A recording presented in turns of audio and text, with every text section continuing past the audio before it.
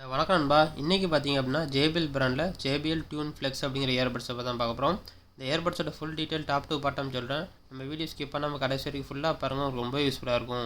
அதுக்கப்புறம் பார்த்தீங்கன்னா சார்ஜிங் கேஸோட பில்டு குவாலிட்டி பொறுத்த வரைக்கும் சார்ஜிங் கேஸில் வந்து full and full plastic material தான் கொடுத்துருக்காங்க. இதில் வந்து மெட்டல் எதுவுமே கிடையாது, full and full plastic material தான்.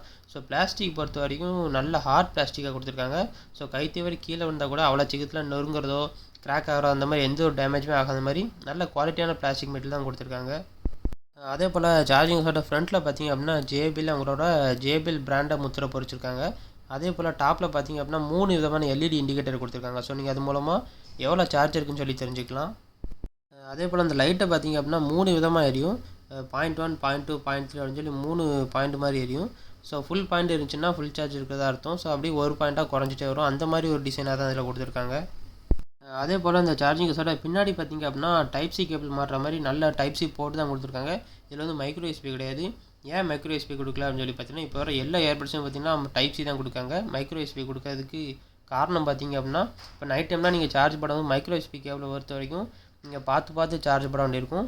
பின்னை தப்பாக மாட்டிட்டீங்க அப்படின்னா கண்டிப்பாக ஃபால்ட் ஆகிறதுக்கு வாய்ப்பு இருக்குது. ஸோ இதில் டைப் சி பொறுத்த வரைக்கும் நீங்கள் எப்படினாலும் பின்ன மாட்டலாம், எந்த ஒரு டேமேஜுமே ஆகாது. ஸோ அதனால தான் பார்த்தீங்கன்னா இப்போ வர எல்லா ஏர்பட்ஸும் பார்த்தீங்கன்னா டைப் சி கேபிள் மாட்டுற மாதிரி டைப் சி போர்டு தான் கொடுத்துருக்காங்க. ஸோ இதுலேயும் பார்த்தீங்க அப்படின்னா டைப் சி போர்டு தான் கொடுத்துருக்காங்க. அதே போல் இந்த சார்ஜிங் கேஸ் வந்து நீங்கள் புதுசாக வாங்கும்போது பாக்ஸில் பார்த்தீங்க அப்படின்னா நல்ல குவாலிட்டியான டைப் சி கேபிள் வந்து கூடயே கொடுத்துறாங்க. அதே போல் நீங்கள் சார்ஜிங் ஹெட் வந்து தனியாக தான் வாங்குற மாதிரி இருக்கும். ஏன்னா சார்ஜிங் ஹெட் வந்து நீங்கள் மொபைல் சார்ஜர் ஹெட் கூட நீங்கள் யூஸ் பண்ணிக்கலாம். எந்த ஒரு மொபைல் சார்ஜர் ஹெட்னாலும் நீங்கள் இந்த கேபிள் மாட்டி சார்ஜ் பண்ணிக்கலாம், எந்த ஒரு பிரச்சனையும் ஆகாது.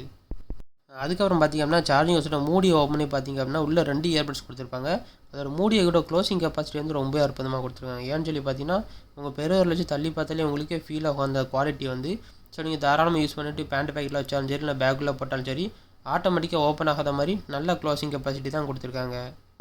அதே போல் நீங்கள் சார்ஜிங் கேஸை ஓப்பன் பண்ணி உள்ளே பார்த்தீங்க அப்படின்னா இந்த 2 இயர்பட்ஸுமே பார்த்தீங்கன்னா ஸ்டெம்போட தான் கொடுத்துருக்காங்க. ஸோ ஸ்டெம்பு பார்த்தீங்க அப்படின்னா கரெக்டாக 1 இன்ச்சு சைஸில் கொடுத்துருக்காங்க. அதே போல் ஸ்டெம்ப்லேயும் பார்த்தீங்க அப்படின்னா JBL அவங்களோட பிராண்ட் சிம்பிளை முத்திரை பொறிச்சிருக்காங்க.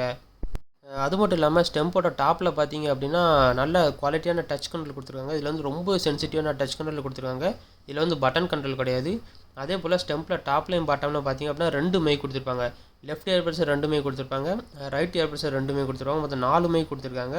ஸோ கால் குவாலிட்டி பொறுத்த வரைக்கும் ரொம்ப அற்புதமாக கொடுத்துருக்காங்க. ஏன்னா இதில் வந்து ENC மைக் கொடுத்துருக்காங்க. என்விரான்மெண்டல் நாய்ஸ் கன்ஸ்ட்ரக்ஷன் கொண்ட மைக் தான் கொடுத்துருக்காங்க.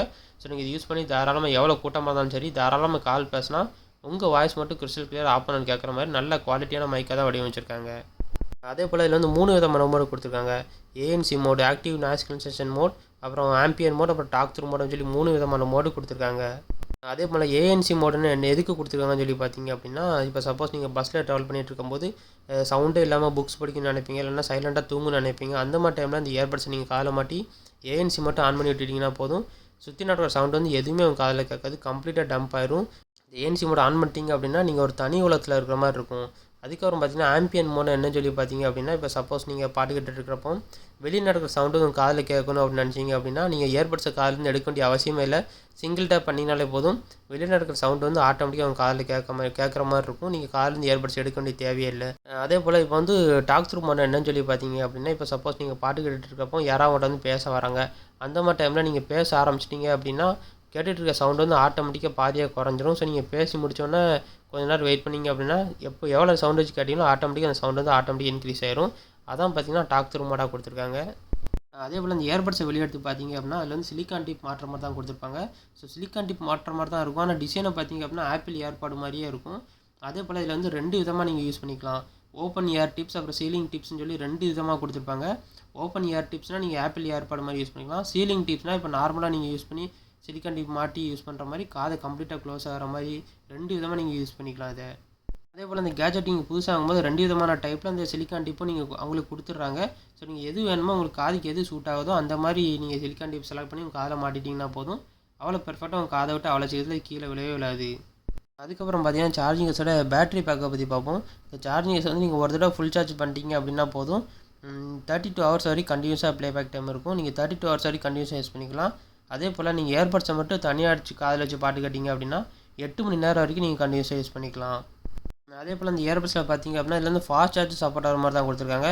வெறும் நீங்கள் 10 நிமிஷம் சார்ஜ் பண்ணிங்கனாலே போதும், 2 மணி நேரம் வரைக்கும் நீங்கள் கண்டினியூஸாக யூஸ் பண்ணிக்கலாம். சப்போஸ் எமர்ஜென்சி பர்பஸுக்கு பஸ்ஸில் ட்ராவல் பண்ணிட்டு இருக்கும்போது நீங்கள் இப்போ வெறும் 10 நிமிஷம் சார்ஜ் போட்டிங்கனாலே போதும், 2 மணி நேரம் வரைக்கும் நீங்கள் கண்டினியூஸாக யூஸ் பண்ணிக்கலாம்.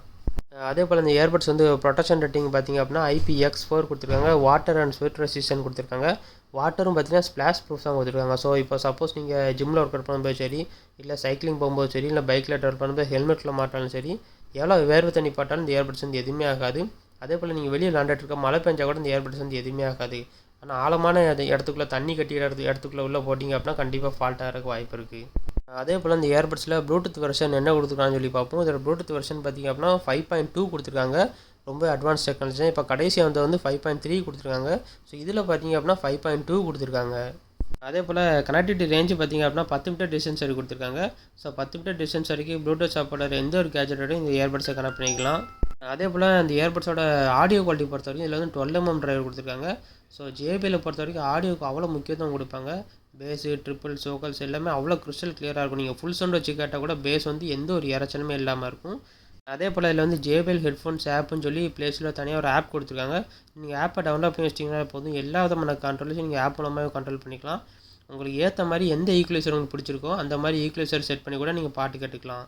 அதே போல் இன்னொரு சிறந்த ஆப்ஷன் பார்த்தீங்க அப்படின்னா இதில் வந்து ஃபைண்ட் மை பட்ஸ்னு ஒரு ஆப்ஷன் கொடுத்துருக்காங்க. அதே எதுக்குன்னு சொல்லி பார்த்தீங்க அப்படின்னா நீங்கள் இயர்பட்ஸ் எங்கேயாவது தெரியாத இடத்துல துணிக்குள்ளே எங்கேயாவது கட்டில் எங்கேயாவது போட்டுட்டீங்க அப்படின்னா தேட வேண்டிய அவசியமே இல்லை. நீங்கள் அந்த மொபைல் ஆப் ஆன் பண்ணி ஃபைண்ட் மை பட்ஸ் கொடுத்துட்டீங்க அப்படின்னா சார்ஜிங் கேஸ் வந்து ஒரு மாதிரி பீப் சவுண்ட் விட ஆரம்பிச்சிடும். நீங்கள் அந்த சவுண்டு எங்கேருந்து வருதுன்னு சொல்லி கண்டுபிடிச்சி நீங்கள் இயர்பட்ஸை தன்னால் எடுத்துக்கலாம். அதுக்கப்புறம் பார்த்தீங்க அப்படின்னா இந்த சார்ஜிங் கேஸ் வந்து புதுசாகும்போது பாக்ஸில் என்னெல்லாம் இருக்குன்னு சொல்லி பார்த்தீங்க அப்படின்னா சார்ஜிங் கேஸ் இது இயர்பட்ஸ் இருக்கும். அப்புறம் 3 விதமான சைஸில் சிலிக்கான் டிப் இருக்கும். அப்புறம் நல்ல குவாலிட்டியான டைப்-C கேபிள், புக்லெட்ஸ், அப்புறம் வாரண்டி கார்டு கூடவே கொடுத்துருப்பாங்க. ஓகே நண்பா, நம்ம வீடியோ கடைசி பார்த்து ரொம்ப நன்றி. இந்த வீடியோ உங்களுக்கு பிடிச்சுன்னு நினைக்கிறேன். மறக்காம சேனலை சப்ஸ்கிரைப் பண்ணிக்கோங்க. இதே மாதிரி நான் வேற ஒரு கேஜெட்டோட நெக்ஸ்ட் வீடியோவில் சந்திக்கிறேன். அது வரைக்கும் பாய்.